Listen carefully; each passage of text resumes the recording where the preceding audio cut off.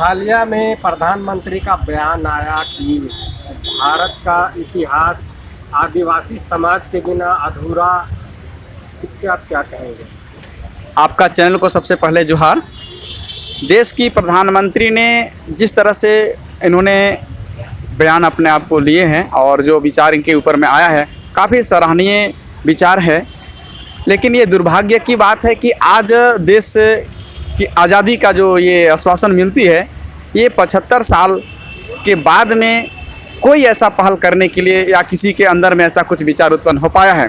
मैं माननीय प्रधानमंत्री से ये आग्रह करूंगा कि अगर आपके अंदर में यह भावना अगर आदिवासियों के हित के लिए अगर जगी है, तो आदिवासियों को जो मौलिक अधिकार संविधान में मिली हुई है, जो यहाँ की देश की असली मालिक है, इस मालिकाना हक को आदिवासियों को पूर्ण रूप से मिल जाना चाहिए। इसके लिए ये यथाशीघ्र पहल करें, मैं ऐसा उनसे आग्रह करूँगा। आदिवासी आपके हिसाब से कौन है और किनको मिलना चाहिए? जो यहाँ के मूल बीज हैं वो यहाँ के आदिवासी हैं। जल जंगल जमीन, यहाँ की खनिज संपदा में सभी का अधिकार हम लोगों का है। आप आदिवासी का ही बिखराव अपने में है, ऐसा आपको लगता है? हाँ, ये आदिवासी अपने आप में बिखराव इसलिए है क्योंकि आदिवासी को हमेशा षड्यंत्र करके बिखराने का काम किया गया है। आदिवासियों को पहले जाति से भेदभाव करके या व्यवस्था को अलग करके तोड़ने का काम किया है। जैसे एसटी, एससी, ओबीसी।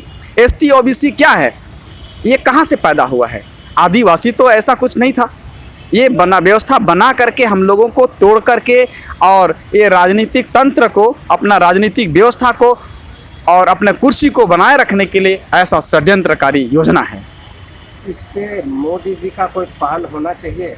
जी बिल्कुल। अगर देश की हित में और यहाँ की जनता के हित में, यहाँ की गरीब आदिवासी खास करके आदिवासियों के लिए अगर समझते हैं, इन पर विचार इनके अंदर में आता है, ये चेतना जगती है, तो वाकई मैं इनसे कहूँगा कि प्रधानमंत्री आप आदिवासियों का जो संवैधानिक अधिकार है, यहाँ का जो मूल बीज का जो अपना अधिकार है, इसे आप बाइज्जत हम लोगों को सौंपने का काम कराने में आप बहुत बड़ी पहल करेंगे। मैं आपको बता दूं कि महात्मा गांधी हम लोगों के साथ चलने के लिए केवल खड़ा हुआ, आज उनको पूजने के लिए हमारा टाना भगत प्रतिबद्ध है।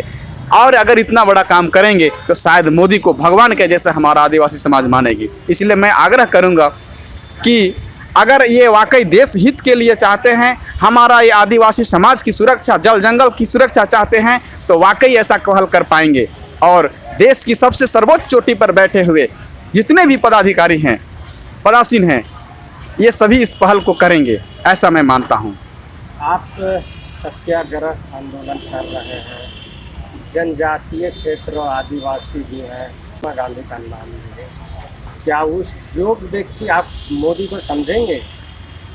देखिए, धरातल में कोई योग्य तब तक नहीं हो जाता है जब तक उनका कर्म और उनका पुरुषार्थ धरातल में अंतिम व्यक्ति का जो अधिकार होना चाहिए वहाँ तक नहीं पहुँच जाता है। भगवान किसी का नाम से नहीं हो जाता, भगवान का जो कर्तव्य होता है वही भगवान होता है।